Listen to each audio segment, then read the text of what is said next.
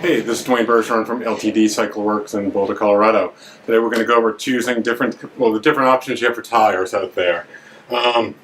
Tires range across the board from $35 on up to $100 and something dollars. Most people are going to be riding what's called a clincher. That is basically an open tire that you put an inner tube in and it hooks a beaded rim. The clincher options you have out there, there's different tread patterns. This particular tire is made by Vittoria. It has a cotton casing. It's really super supple, can handle up pressures up to 120, 130 psi. Conti's had these tires, the Grand Prix Four Seasons.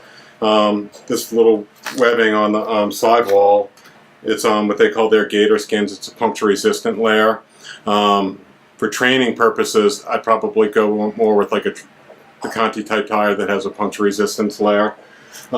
Vittoria also does a training tire that is not quite as puncture resistant as Conti, but still works really well. And then Clement also does a really good tire that's a nice smooth center tread section for when you're riding in a straight line, a little foul pattern for cornering, so it gives you a little bit extra traction in the cornering. And then last but not least, the tubular tire, which most people use for racing purposes only. As you can see, the tire is all totally enclosed. The tube is built inside the tire. These allow you to ride a much higher pressure. Since there is no bead or sidewall to the rim, the tire is a lot more vertical compliant, so it gives a little bit more supple of a ride. And also when it flats, if you do ever have to ride on a flat, the tire just compresses and stays flat. Beauty of these is they're super light. You can do a lot of some pretty high pressure. They work on disc wheels, aero wheels, pretty much everything.